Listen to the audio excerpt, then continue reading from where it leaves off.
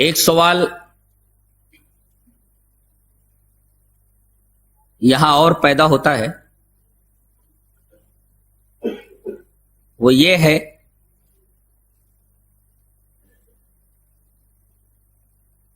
کہ ایسا شخص جو اللہ پر ایمان نہیں رکھتا، اس کے ہاں کوئی بچہ پیدا ہوتا ہے، مومن نہیں ہے، مشرک ہے، کافر ہے، اس کے ہاں کوئی بچہ پیدا ہوتا ہے اور بچپن ہی میں شیر خارگی کے عالم ہی میں فوت ہو جاتا ہے، انتقال کر جاتا ہے، تو اب یہ جنت میں جائے گا کہ جہنم میں جائے گا؟ ایک سوال ہے جسے ہم پہلے حل کریں گے۔ اس سلسلے میں حضرت امام طبرانی المعجم الاوسط کے اندر ایک روایت لائے ہیں، اور علامہ البانی علیہ رحمہ سلسلۃ الاحادیث الصحیحہ کے اندر اس روایت کو لا کر کے اس پر صحیح کا حکم لگاتے ہیں۔ حدیث اس طرح ہے، وعن انس رضی اللہ تعالی عنہ عن النبی صلی اللہ علیہ وسلم قال اولاد المشرکین خدم اہل الجنہ، رواہ الطبرانی فی المعجم الاوسط۔ حضرت امام طبرانی اس حدیث کو معجم الاوسط کے اندر لائے ہیں، راوی حضرت انس رضی اللہ تعالیٰ عنہ۔ حضرت انس رضی اللہ تعالیٰ عنہ فرماتے ہیں کہ نبی کریم صلی اللہ علیہ وسلم نے ارشاد فرمایا کہ مشرکین کی اولاد یہ جنت والوں میں خدمت گزاری کا کام کریں گے، جنتیوں کے خدام ہوں گے، جنتیوں کی خدمت کریں گے، جنت کے اندر جائیں گے۔ اس سے ایک بات معلوم ہوئی کہ اللہ تبارک و تعالی جب تک کسی رسول کو بھیج کر اتمام حجت نہیں کرتا تب تک کسی کو عذاب نہیں دیتا، اس لیے کہ اللہ ظالم نہیں۔ اللہ نے فرمایا وَمَا كُنَّا مُعَذِّبِينَ حَتَّى نَبْعَثَ رَسُولًا، جب تک ہم کسی کے پاس رسول نہ بھیج دیں اس قوم کو ہم عذاب میں مبتلا نہیں کرتے۔ پہلے رسولوں کو بھیج کر اپنا پیغام پہنچ کر اتمام حجت کرواتا، نہیں مانتی قوم، اس کے بعد عذاب نازل کرتا ہے۔ لہذا یہ حدیث اس آیت کریمہ کی تفسیر ہے، اس آیت کریمہ کی شرح کرتی ہے۔ اور ایک حدیث اور ملا لے تو بات اور واضح ہو جاتی ہے۔ حدیث اس طرح، وعن ابی ہریرہ رضی اللہ تعالی عنہ قال قال رسول اللہ صلی اللہ علیہ وسلم ما من مولود الا یولد علی الفطرہ فابواہ یحودانہ او ینصرانہ او یمجسانہ کما تنتج البہیمۃ بہیمۃ جمعاء هل تحسون فیها من جدعاء ثم یقول ابو ہریرہ فطرۃ اللہ التي فطر الناس علیہا لا تبدیل لخلق اللہ ذلک الدین القیم، رواہ البخاری فی کتاب الجنائز۔ حضرت امام بخاری اس حدیث پاک کو ایسے ہی کتاب الجنائز میں لائے ہیں۔ حضرت ابو ہریرہ فرماتے ہیں کہ رسول اللہ صلی اللہ علیہ وسلم نے ارشاد فرمایا جو بھی بچہ پیدا ہوتا ہے، چاہے مسلمان چاہے غیر مسلم کے ہاں، جو بھی بچہ پیدا ہوتا ہے وہ فطرت پر پیدا ہوتا ہے۔ بعض لوگوں نے فطرت کی تفسیر اسلام سے کی ہے، اسلام پر پیدا ہوتا ہے، اسلام کی فطرت پر پیدا ہوتا ہے۔ یہ اور بات ہے کہ ماحول اس کے اوپر اثر انداز ہوتا ہے۔ اگر اس کے ماں باپ یہودی ہے تو اسے یہودی بنا دیتے، نصرانی ہے تو نصرانی بنا دیتے، مجوسی ہے تو مجوسی بنا دیتے۔ جیسے تمثیل دی نبی کریم صلی اللہ علیہ وسلم، کتنی پیاری تمثیل ہے، جیسے کہ جانور پورے جسم کا پیدا ہوتا ہے، جمع مانے پورے جسم کا، بعد میں اس کے کان کاٹ دیے جاتے ہیں۔ حل تحسون فیہا من جدعاء، پیدا ہوتا ہے جب کسی جانور کا بچہ تو کان کٹا ہوتا ہے کیا؟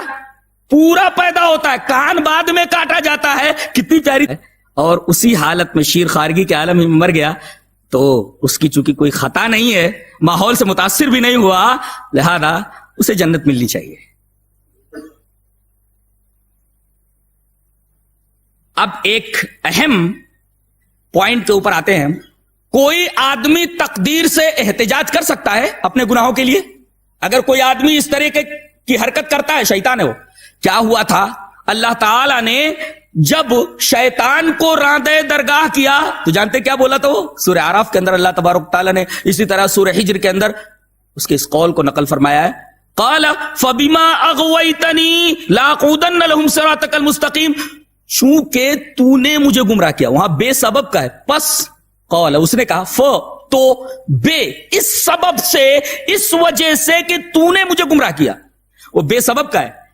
اس کا مطلب یہ ہوا کہ اللہ نے جب یہ کہا کہ آدم کو سجدہ کرو اور اس نے سجدہ نہیں کیا تو اس نے اپنی اس نکمے پن کو، اس ناکارے پن کو، اس نافرمانی کو تقدیر کا لکھا سمجھا اور اس نے اپنے اس گناہ پر تقدیر سے احتجاج کیا. تو جو آدمی اپنے گناہ پر تقدیر سے احتجاج کرتا ہے وہ شیطان کی راہ پر چل رہا ہے. اب آدمی سے یہ کہا جائے کہ بھئی نماز کیوں نہیں پڑھتے ہو، تارک صلاۃ کیوں ہو، اب وہ یہ کہے کہ میں نماز اس وجہ سے نہیں پڑھتا ہوں، تارک صلاۃ اس وجہ سے ہوں کہ اللہ نے میری قسمت میں ایسے ہی لکھا ہوا ہے. ظاہر ہے کہ اپنی اس نافرمانی، اپنی اس غلط حرکت اور اپنے اس گناہ کے اوپر اس نے تقدیر سے احتجاج کیا. ظاہر ہے کہ یہی انداز احتجاج کا شیطان کا بھی تھا. اللہ نے کہا سجدہ کرنا ہی کیا اور کہنے لگا کہ تو نے مجھے گمراہ کیا. تقدیر کے اوپر سارا معاملہ ڈال دیا. تو آدمی اپنے گناہ پر تقدیر سے احتجاج نہیں کر سکتا، اگر کرے تو وہ شیطان کے نقش قدم پر چل رہا ہے. لیکن ایک روایت بظاہر اس کے خلاف دکھتی ہے، آئیے اس روایت کو دیکھ لیتے اور اس کی توجیہ پیش کر دیتے، اس کا صحیح مفہوم بتا دیتے تاکہ الجھن نہ ہو. حدیث اس طرح: وان حمید بن عبد الرحمن ان ابا ہریرہ قال قال رسول اللہ صلی اللہ علیہ وسلم احتج آدم موسیٰ فقال له موسیٰ انت آدم الذي اخرجتك خطیئتك من الجنہ فقال له آدم انت موسیٰ الذي اصطفاك اللہ برسالاته وبکلامه.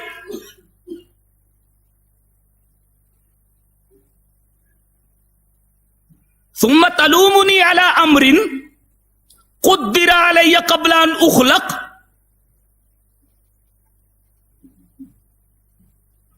فقال رسول اللہ صلی اللہ علیہ وسلم فحج آدم موسیٰ مرتين. رواہ البخاری فی کتاب حدیث الانبیاء. حضرت امام بخاری اس حدیث پاک کو کتاب الانبیاء کے اندر لائیں. حضرت حمید بن عبد الرحمن کہتے ہیں کہ ابو ہریرہ فرماتے ہیں کہ رسول اللہ صلی اللہ علیہ وسلم نے ارشاد فرمایا کہ موسیٰ میں یہ برزخ کا معاملہ ہے، جس کو بعض لوگ عالم مثال کہتے ہیں. عالم مثال کی اصطلاح تو قرآن و حدیث میں نہیں ملتی، برزخ کہہ لیجئے کہ موسیٰ اور آدم علیہ السلام دونوں میں مباحثہ ہو گیا، ڈیبیٹ ہو گیا. مباحثہ کیسا؟ حضرت موسیٰ نے آدم سے کہا آپ ہی وہ آدم ہیں جن کی ایک خطا کی وجہ سے پوری انسانیت ٹینشن میں ہے. آپ خطا کرتے نہیں، جنت سے آپ نکالے نہ جاتے اور آپ کی یہ اولاد زمین پر آ کر کے دھکے نہ کھاتی پھرتی، دھکے نہ کھاتی پھرتی. جنت میں پیدا ہوتے، جنت کے اندر عیش کرتے پھرتے. اخرجت کا خطیئتک من الجنہ، آپ کی خطا نے جنت سے جواب دینا ہے. اب حضرت آدم بھی ترکی بترکی جواب دے رہے ہیں. کیسے جواب دے رہے ہیں؟ فقال له آدم علیہ السلام بول رہے انت موسیٰ الذی اصطفاک اللہ برسالاتہ وبکلامہ، تم ہی وہ موسیٰ ہو. جیسے انہوں نے کہا تو تم ہی وہ آدم ہو، تو انہوں نے کہا تم ہی وہ موسیٰ ہو جس کو اللہ نے اپنے پیغام پہنچانے کے لیے اور اس سے کلام کرنے کے لیے براہ راست بغیر کسی وسیلے کے بات کرنے کے لیے چنا تھا، استفا کیا تھا. تم وہی ہو، اللہ تم سے براہ راست بات کرتا تھا اور اپنے پیغام کے لیے چنا تھا. کہا کہ ہاں، کہا کہ تمہیں پر تورات اتری تھی نا. بولے ہاں. تورات میں لکھا نہیں تھا فَعَصَىٰ آدَمُ رَبَّهُ فَغَوَىٰ کہ آدم نے اپنے رب کی نافرمانی کی اور بھٹک گیا. یہ لکھا ہوا تھا کہ نہیں تورات میں؟ تم تو تورات کے حامل ہو، اللہ نے تم کو تورات دی تھی. بولے ہاں لکھا ہوا تھا.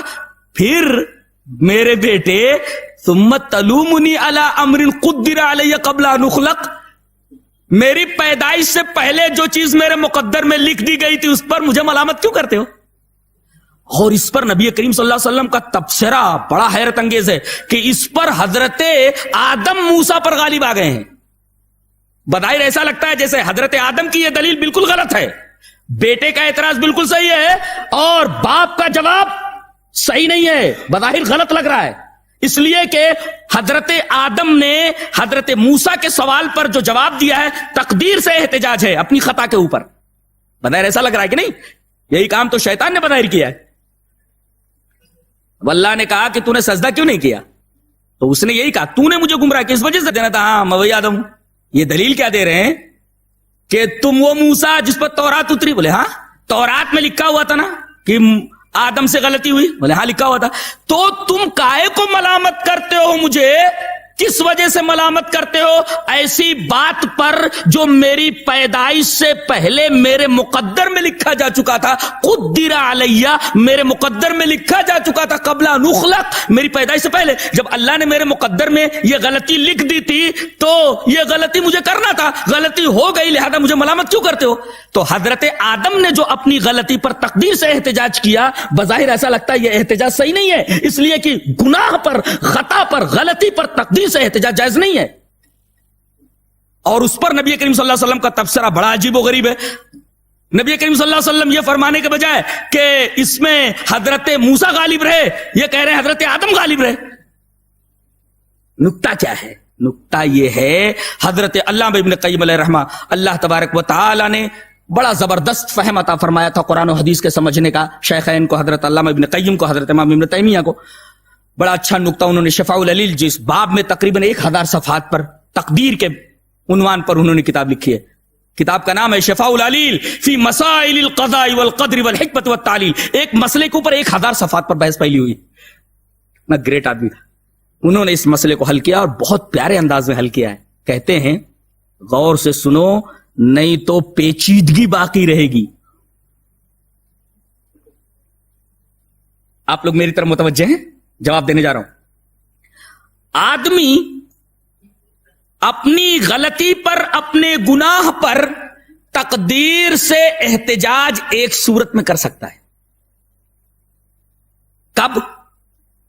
جب ملامت کرنے کا موقع نہ رہ جائے تب آدمی اپنی تقدیر سے احتجاج کر سکتا ہے. مثلاً ایک آدمی تاریک صلاۃ تھا، نماز نہیں پڑھتا تھا، پوری جوانی اس نے تاریک صلاۃ ہو کر گزار دی، بڑھاپے میں اس نے مسجد پکڑ لی، اب نماز پڑھنے کے ساتھ ساتھ اذان بھی دے رہا ہے، قرآن بھی پڑھ رہا ہے. اب اس سے ایک آدمی کہتا ہے پوری زندگی یار تم نے نماز نہیں پڑھی، اتنا خراب کام کرتے رہے ہو. اب وہ یہ کہہ سکتا ہے مقدر تھا یار، تقدیر میں لکھا ہوا تھا، ہو گیا ہو. دیکھو جب ملامت کا موقع نہ رہے تو آدمی اپنی تقدیر سے احتجاج کر سکتا ہے. نقطہ ملحوظ رہے، اس لیے کہ اب وہ گناہ وہ چھوڑ چکا ہے. تو آدمی اگر مسلسل گناہ کر رہا ہو، اپنے گناہ پر جمع ہوا ہو، تو اس وقت تقدیر سے احتجاج جائز نہیں ہے. گناہ چھوڑ چکا ہو، ندامت اور پشیمانی کا اظہار کر چکا ہو، وہ گناہ چھوڑ چکا ہو، تو اب ملامت کا موقع نہیں ہے. اب کوئی آدمی اگر یہ کہتا ہے کہ تم نے وہ کام کیوں کیا، تب اب تقدیر سے احتجاج کر سکتا ہے. ارے بھائی میرے مقدر میں لکھا ہوا تھا سو ہو چکا. اس صورت میں تقدیر سے احتجاج جائز. یہ حل کس نے کیا؟ علامہ ابن قیم نے. کہاں دیکھنا ہے آپ کو تفصیل؟ شفاء العلیل فی مسائل القضاء والقدر والحکمت والتعلیل، عربی میں ہے، ٹرانسلیٹڈ ہو کر کے یہ کتاب اردو میں بازار میں آ چکی ہے، مطالعہ کر سکتے ہیں.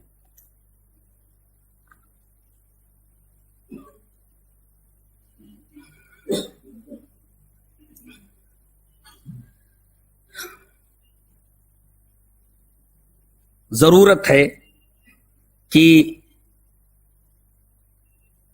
اسی مقام پر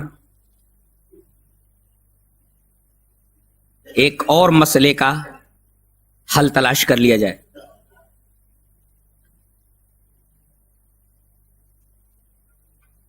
پہلے سوال سمجھیے. یہ اس پورے بیان کی روح ہے جو میں بیان کرنے جا رہا ہوں.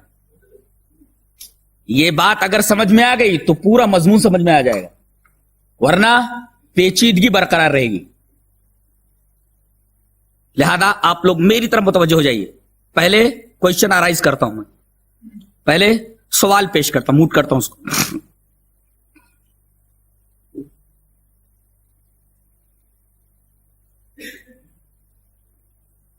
ایک آدمی نماز پڑھ رہا ہے.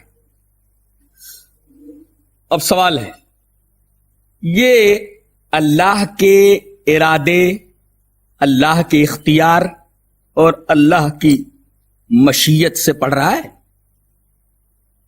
جواب ہاں. جواب ہاں. اب دوسرا سوال,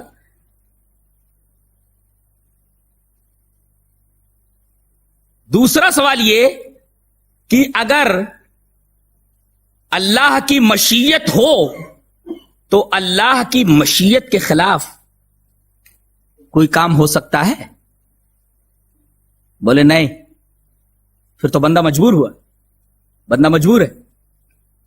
اب جب بندہ مجبور ہوا تب اس پر مواخذہ کیسا, اس پر گرفت کیسی؟ نہیں سمجھ میں آیا؟ وہی میں سمجھانے جا رہا ہوں. میں نے بتایا نہیں کہ انتہائی پیچیدہ موضوع ہے, انتہائی پیچیدہ مسئلہ ہے تقدیر کا, متنوع الاطراف ہے, انتہائی پیچیدگیاں لیے ہوئے ہیں اس کے پہلو. ایک پہلو یہ ہے, پھر سے میں اس سوال کو دہراتا ہوں. ایک آدمی نماز پڑھ رہا ہے, ایک عمل ہے, نیک عمل ہے. اب میرا سوال ہے اس کے اس نیک عمل کے اوپر, سوال یہ ہے کہ کیا یہ نیک عمل یا یہ نماز جو ادا کر رہا ہے اللہ کی مشیت سے کر رہا ہے؟ ظاہر ہے کہ ہاں کہنا پڑے گا. اللہ کی چاہت, اللہ کے ارادے اور اللہ کی مشیت سے کر رہا ہے. ٹھیک ہے, یہ نماز پڑھ رہا ہے اللہ کی مشیت سے پڑھ رہا ہے, یہ نیک کام کر رہا ہے اللہ کی مشیت سے کر رہا ہے؟ بولے ہاں کر رہا ہے.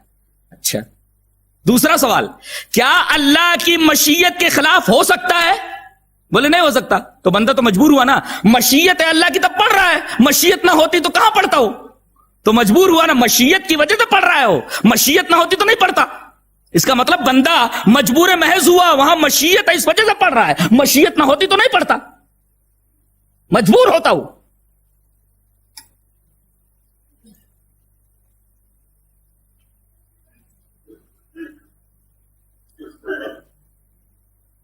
سوال کو پھر سے دہراتا ہوں, میرا خیال ہے سمجھ میں نہیں آیا.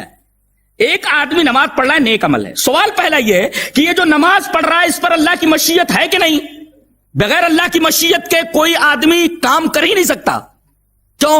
اللہ نے ایک جگہ ارشاد فرمایا, وما تشاءون الا ان یشاء اللہ, تم چاہ نہیں سکتے جب تک کہ اللہ نہ چاہے. تو یہ جو نماز کی چاہت ہے تمہاری, نماز جو چاہ رہے ہو, یہ اللہ کے چاہنے کی وجہ سے تم چاہ رہے ہو, یہ ہے. تو اللہ کی مشیت ہے اس وجہ سے تم نماز پڑھ رہے ہو. اللہ کی مشیت کے خلاف نہیں ہو سکتا, تو مجبور محض ہوا نا, بندہ مجبور ہے. اور مجبور جب ہے تو مجبور پر مواخذہ کیسا, گرفت کیسی؟ اگر یہ نقطہ سمجھ میں آ جائے پورا مسئلہ تقدیر حل ہو جاتا ہے. اور ہم چاہتے ہیں کہ اسی مسئلے کا جواب ہم واضح طور سے آپ کے سامنے پیش کریں. پہلے ایک مثال دیتا ہوں. ایک آدمی بولتا ہے گھوڑے پر کوئی سوار نہیں ہو سکتا, دوسرا بولتا ہے گھوڑے پر لوگ سوار ہو سکتے. ایک آدمی کیا بولتا ہے؟ گھوڑے پر کوئی سوار نہیں ہو سکتا. اچھا, دوسرا کیا بولتا ہے؟ گھوڑے پر لوگ سوار ہو سکتے. اب کسی آئی ایس کے امتحان دینے والے بچے سے سوال کیا جائے, ٹیلنٹڈ ہوگا تو جواب دے لے گا, دونوں صحیح بول رہے ہیں, بولے گا کیا بولے گا؟ دونوں صحیح بول رہے ہیں. ایک کیا بول رہا ہے؟ کوئی آدمی گھوڑے پر سوار نہیں ہو سکتا, یہ بھی صحیح کہہ رہا ہے. اور بہت سارے لوگ گھوڑے پر سوار ہو سکتے ہیں, اس کا بھی موقف صحیح ہے, یہ بھی صحیح کہہ رہا ہے. کیسے؟ وہ جو کہہ رہا ہے گھوڑے پر کوئی سوار نہیں ہو سکتا, وہ دیوار پر گھوڑے کی تصویر بنی ہوئی ہے, وہ کہہ رہا ہے گھوڑے پر کوئی سوار نہیں ہو سکتا. نہیں ہو سکتا, صحیح کہہ رہے ہو. اب یہ آئی ایس کے جو بچے ہوتے ہیں نا, اسی طریقے کے سوالات کیے جاتے ہیں ان سے. وہ یہ کہہ رہا ہے کہ گھوڑے پر کوئی سوار نہیں ہو سکتا, صحیح ہے, اس لیے کہ اس کا اشارہ ہے دیوار پر جو گھوڑا بنا ہوا ہے, بورڈ کے اوپر جو گھوڑے کی تصویر ہے, اس کے اوپر کوئی سوار نہیں ہو سکتا. کیسے سوار ہوگا؟ اور جو دوسرا ہے وہ یہ کہہ رہا ہے کہ بہت سارے لوگ گھوڑے پر سوار ہو سکتے ہیں، وہ بھی صحیح بول رہا ہے۔ کسی کام کا چاہنا دو طریقے کا ہوتا ہے، پھر بولتا ہوں، کسی کام کا چاہنا دو طریقے کا ہوتا ہے، پھر بولتا ہوں، کسی کام کا چاہنا دو طریقے کا ہوتا ہے۔ ایک تو کسی کام کا چاہنا اللہ تبارک و تعالی خود اپنے اختیار سے چاہتا ہے۔ یہ دیکھیے، کسی کام کو کہ وہ ہو جائے اپنے اختیار سے چاہتا ہے۔ اب جب اپنے اختیار سے چاہتا ہے، اپنی مشیت سے چاہتا ہے، تو وہ چیز ہو جاتی ہے، مشیت لگی چیز ہو گئی۔ کسی بھی چیز میں اللہ کی مشیت لگے، چاہت لگے، وہ چیز ہو جاتی ہے۔ یہ بات یاد رکھیے۔ اب ایک کام تو اس طریقے کا ہوتا ہے کہ اللہ کی مشیت اور اپنے ارادے سے اس کام کو کرتا ہے، یہ۔ اور ایک کام ایسا ہوتا ہے کہ اللہ یہ چاہتا ہے کہ بندہ اپنی مشیت سے، اپنے اختیار سے وہ کام کرے۔ غور کیجئے، ایک کام تو یہ ہے کہ ڈائریکٹ اللہ تبارک و تعالی اپنی مشیت اور اپنے اختیار سے کرتا ہے۔ کام کا ایک کرنا تو اس طریقے کا اس میں ڈائریکٹ اللہ کی مشیت لگی ہوئی ہے، وہ کام ہو گیا۔ اور ایک کام کرنا اس طریقے سے ہوتا ہے، ایک کام اللہ کرنا اس طریقے سے چاہتا ہے کہ وہ یہ چاہتا ہے کہ بندہ اپنی مشیت سے، بندہ اپنے اختیار سے کام کرے۔ اللہ یہ چاہتا ہے، دیکھیے، اللہ کی مشیت مانے چاہنا، تو اللہ یہ چاہتا ہے، اللہ کی یہ مشیت ہے کہ بندہ اپنی مشیت سے اور اپنے اختیار سے کام کرے۔ تو بندہ اپنی مشیت سے جب کام کرے گا تو وہاں مجبور کہاں ہوا؟ مجبور نہیں ہوا۔ اللہ نے یہ چاہا کہ بندہ اپنے اختیار سے، اپنی مشیت سے کام کرے۔ اللہ نے یہ چاہا کہ بندہ اپنے چاہنے سے، اپنی مشیت اور اپنے اختیار سے کام کرے، تو بندہ مجبور محض نہیں ہوا۔ اب اگر بندے کو مجبور محض مانا جائے تو اللہ کی مشیت کا خلاف ہونا لازم آیا کہ اللہ نے چاہا اور وہ کام نہیں ہوا۔ اب اللہ نے چاہا کہ بندہ اپنی مشیت سے، اپنے چاہنے سے، اپنے اختیار سے کام کرے، تو بندے کو تو اپنی مشیت سے کرنا ہی ہے نا، اپنے اختیار سے کرنا ہی ہے۔ لہذا اپنی مشیت، اپنے اختیار سے اگر وہ کام کر رہا تو مجبور نہیں ہوا۔ لہذا یہ بات اگر سمجھ میں آ گئی ہے تو مسئلہ تقدیر بالکل واضح۔ ریوائنڈ کر کے بار بار سنیے اس کو۔ اگر اس پوائنٹ کو اگر آپ نے سمجھ لیا تو انشاءاللہ یہ پورا مضمون آپ کی سمجھ میں آ جائے گا۔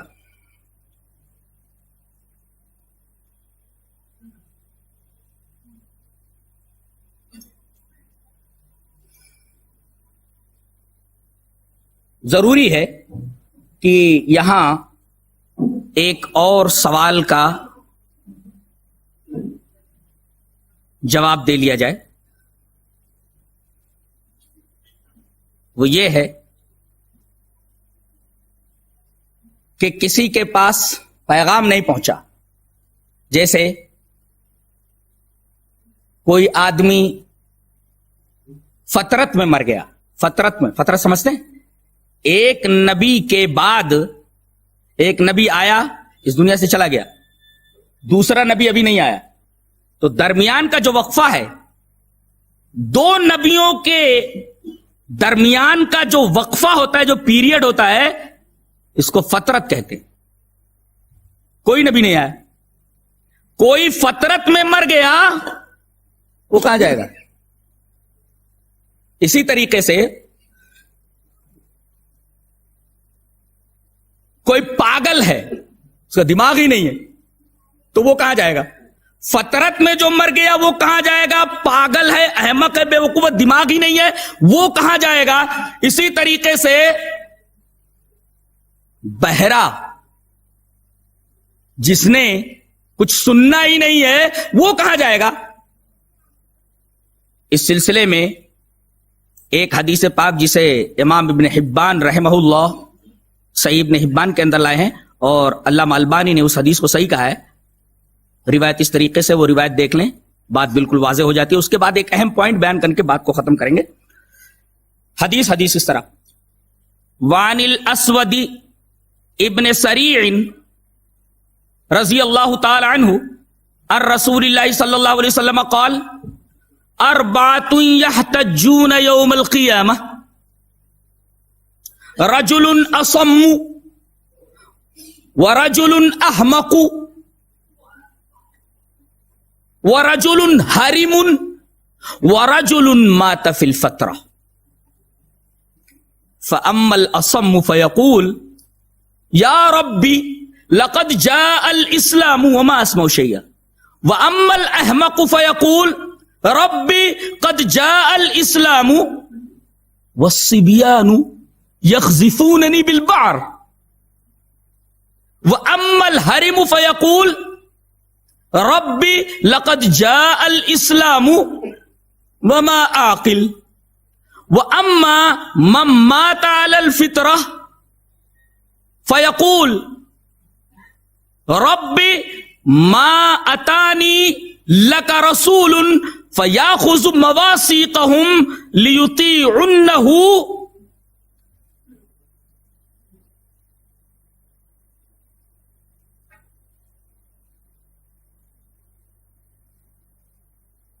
فَيَقُولُ فَيُرْسِلُ رَسُولًا أَنِ ادْخُلُوا النَّارَ قَالَ فَوَالَّذِي نَفْسِي بِيَدِهِ لَوْ دَخَلُوهَا كَانَتْ عَلَيْهِمْ بَرْدًا وَسَلَامًا رواہ ابن حبان فی صحیح۔ یہ پوری روایت ایک صفحے پر تھی، میں نے پوری روایت ریفر کر دی ہے، اور اس کے اوپر علامہ البانی نے جو حکم لگایا صحت کا وہ بھی میں نے آپ کے سامنے پیش کر دیا۔ حضرت اسود ابن سری کہتے ہیں کہ رسول اللہ صلی اللہ علیہ وسلم نے ارشاد فرمایا کہ 4 آدمی قیامت کے دن حجت کریں گے اللہ سے، اربعۃ یحتجون یوم القیامہ، 4 آدمی قیامت کے دن اللہ تبارک و تعالی سے حجت کریں گے، ان میں سے ایک بہرا ہوگا اور ایک احمق اور پاگل ہوگا، تیسرے وہ بوڑھا آدمی جس کے پاس سوچنے سمجھنے کی عقل ہی نہیں رہ گئی تھی، اس وقت اس کو اسلام پہنچا، اور چوتھا وہ آدمی جو فطرت میں مرا، یعنی 2 نبیوں کے درمیان کا جو پیریڈ ہے، کوئی نبی نہیں آیا تھا، درمیان مر گیا ہو، تو یہ بہرا کہے گا کہ اے میرے رب میرے پاس اسلام تو آیا لیکن میرے پاس کان نہیں تھے،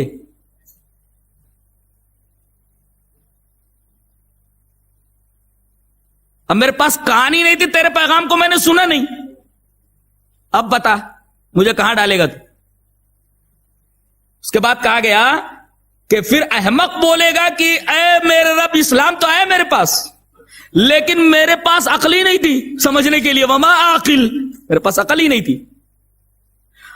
احمق یہ بولے گا کہ بچوں کا حال یہ تھا کہ میرے اوپر وہ اونٹ کی میگنیاں پھینکتے تھے کہ یہ تو بے وقوف ہے، احمق ہے، پاگل ہے، تو بچے میرے ساتھ یہ سلوک کرتے تھے۔ پھر اس کے بعد وہ بوڑھا بولے گا جس کی عقل خراب ہو گئی تھی کہ اللہ میں تو کچھ سمجھ ہی نہیں پا رہا تھا، ایسے حال میں پہنچ گیا تھا بڑھاپے کے۔ اور جو آدمی فطرت میں مرا وہ یہ کہے گا کہ اے میرے رب میرے پاس تو تیرا کوئی رسول ہی نہیں آیا کہ وہ ہم سے عہد لیتا اور ہم اس کی اطاعت کرتے۔ تو اللہ تبارک و تعالی ان چاروں کے ساتھ کیا سلوک کرے گا؟ کوئی کہے گا پیغام نہیں پہنچا، کوئی کہا پیغام آیا میرے پاس عقل ہی نہیں تھی، کوئی کہے گا پیغام آیا میرے کان نہیں تھے، پھر ان کے ساتھ کیا سلوک ہونے والا ہے؟ اللہ جب تک اتمام حجت نہ کرے تب تک کسی کو عذاب نہیں دیتا، ان کے ساتھ کیا کرے گا؟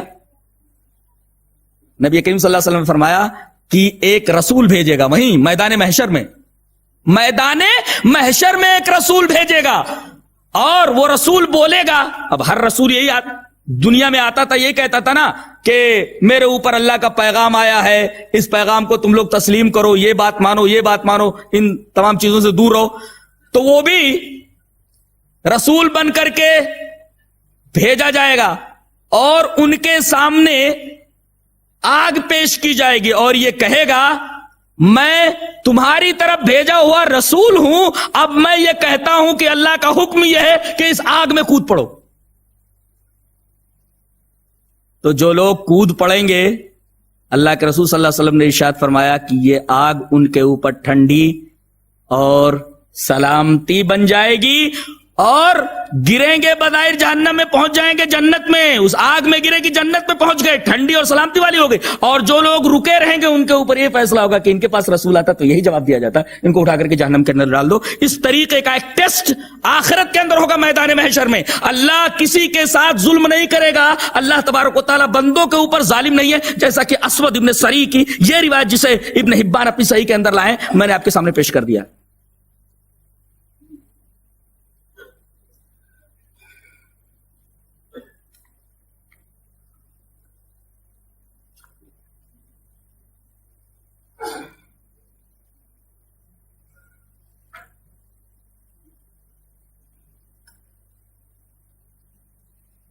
اب آخری نقطہ، جس نقطے کو آپ سمجھ لیں تو پوری بحث اچھی طرح واضح ہو جائے گی. کیسے؟ ایک تقدیر ہوتی ہے مبرم. قضا کی دو قسمیں، قضائے مبرم اور قضائے معلق. اس کو آپ سمجھ لیں. ایک تقدیر جو لکھ دی گئی اس کے اندر محو اور اس بات نہیں ہوتا، اٹل ہے، بدلتی نہیں. قضا کی دو قسمیں، تقدیر کی دو قسمیں. قضائے مبرم یہ بدلتی نہیں، جو لکھ دیا گیا ہے لکھ دیا گیا ہے. جفت الاقلام و جفت الصحف، قلم سوکھ گئے، اس کے اندر کوئی تبدیلی ہونے والی نہیں. اس کو کہتے ہیں قضائے مبرم، اس کے اندر تبدیلی نہیں ہوتی. اور ایک قضا ایسی ہے جو معلق ہے، لٹکی ہوئی ہے. لٹکی ہے کیا مطلب؟ وہاں کچھ چیزوں کو، مسببات کو اسباب کے تابع کر دیا گیا ہے. اسباب اختیار کرو گے تو مسبب وجود میں آئے گا. اسباب اختیار کرو گے تو مسبب وجود میں آئے گا. اس سلسلے میں میں پہلے ایک حدیث پڑھتا ہوں. حدیث اس طرح: وعن سلمان الفارسی رضی اللہ تعالی عنہ قال قال رسول اللہ صلی اللہ علیہ وسلم لا يرد القضاء الا الدعاء ولا يزيد في الامور الا البر. رواہ الترمذی فی کتاب القدر. حضرت امام ترمذی اس حدیث پاک کو ایسے ہی کتاب القدر کے اندر لائے. حضرت سلمان فارسی رضی اللہ تعالیٰ عنہ فرماتے ہیں کہ رسول اللہ صلی اللہ علیہ وسلم نے ارشاد فرمایا کہ قضا کو نہیں بدل سکتی سوائے ایک چیز کے. کیا؟ وہ دعا ہے. دعا. اللہ تبارک و تعالیٰ سے آدمی دعا کرے تو تقدیر بدل جاتی ہے، قضا بدل دی جاتی ہے. لا يرد القضاء الا الدعاء، دعا سے تقدیر بدل جاتی ہے. اچھا، ولا يزيد في الامور الا البر، اور عمر میں اضافہ کوئی چیز نہیں کر سکتی سوائے نیکی کے. اگر آدمی نیکی کرتا ہے تو اس کی عمر میں اضافہ ہو جاتا ہے، اور آدمی اگر دعائیں مانگتا ہے تو تقدیر ٹل جاتی ہے. کون سی تقدیر؟ وہی جو معلق ہے کہ اگر بندہ دعا کرے گا، مانگے گا تو ملے گا. مسبب سبب کے ساتھ ہے. اگر دعا مانگی تو یہ چیز ملے گی، یہ نیکی کی تو یہ چیز ملے گی، نہیں کی نہیں ملے گی. معلق ہے وہ. اچھا، عمر بڑھنے کا کیا مطلب ہے؟ عمر بڑھتی ہے. ایک آدمی کی عمر 50 سال لکھ دی گئی ہے، کیا 60 سال ہو جائے گی؟ کیا ایسا ہے؟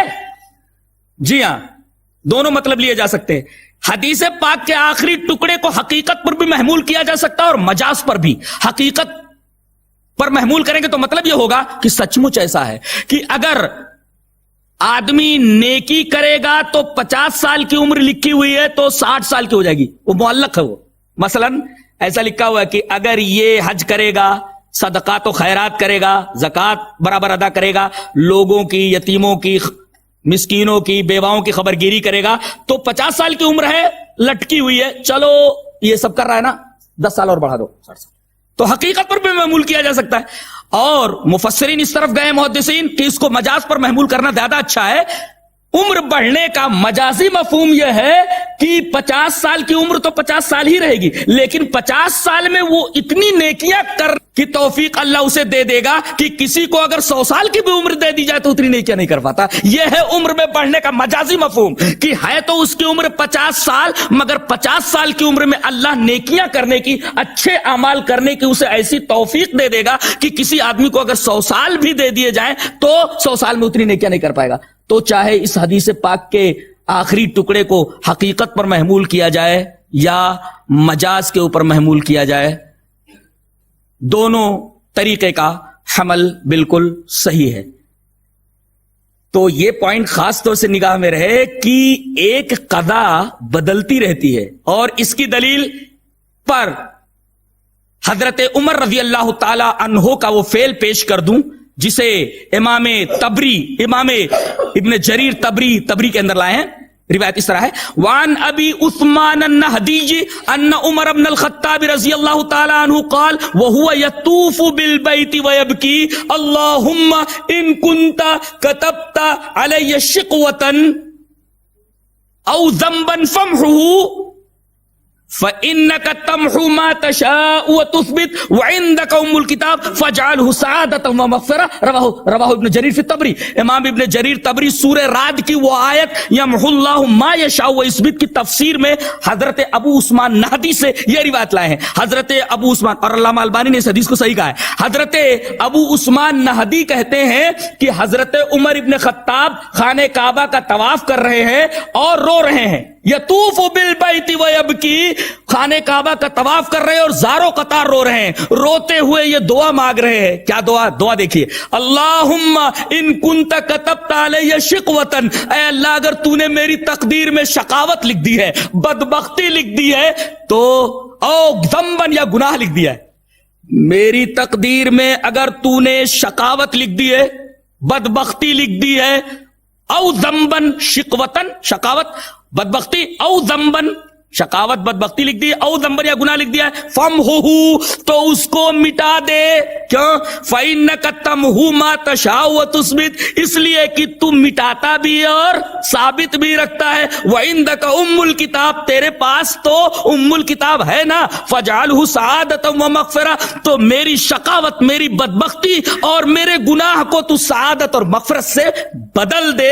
یہ دعا بھی حضرت عمر کی اس بات کی کھلی ہوئی دلیل ہے کہ ایک قضا مبرم ہوتی ہے جو بدلتی نہیں، ایک قضا معلق ہوتی ہے. اللہ تبارک و تعالی دعاؤں سے، نیکیوں سے اس قضا کو بدل دیا کرتا ہے. حدیث رسول بھی اس بات کی تائید کرتی ہے، اور حضرت عمر رضی اللہ تعالیٰ عنہ کا یہ قول بھی. میں جہاں تک سمجھتا ہوں کہ اپنے علم کے مطابق میں نے اس موضوع کی تہ تک پہنچنے کی کوشش کی ہے. اگر کہیں صراط مستقیم سے بھٹکا ہوں تو اللہ سے دعا کرتا ہوں کہ اللہ اس موضوع کو بیان کرنا پل صراط پر چلنے کے مرادف تھا. میں نے بڑی احتیاط سے اس میدان میں قدم رکھا، اور غلطی اگر ہوئی ہے تو میری طرف سے اور شیطان کی طرف سے، اور جو صحیح بات پیش کی گئی ہے وہ اللہ کی طرف سے ہے. اللہ تبارک و تعالی ہمیں نیک عمل اور اچھی سمجھ کی توفیق عطا فرمائے. وآخر دعوانا الحمدللہ رب العالمین. اور میں آپ سے یہ گزارش کروں گا کہ اتنا بڑا مجمع اور اس طریقے کے میرے پاس وقت نہیں رہتا ہے، تو ہمارے بردر آصف ہیں بیچارے پیچھے لگے رہتے ہیں، آئیے، تو یہ محبتیں دیکھ کر کے دو چیز چاہتا ہے کہ ان کے کہنے پر بار بار آؤں کہ نہ آؤں. ہاں انشاءاللہ آپ ان کا ساتھ دیجئے، ان کی ہمت افزائی کیجئے، انشاءاللہ آتے رہیں گے. آپ کو دیکھ کر بڑا اچھا لگا. اللہ ہم سب کو جادہ مستقیم پر برقرار رکھے، جب تک زندہ رکھے، ایمان اور اسلام کے اوپر زندہ رکھے. موت دے تو کلمہ طیبہ زبان پر ہو، لا الہ الا اللہ محمد الرسول اللہ. وآخر دعوانا الحمدللہ رب العالمین.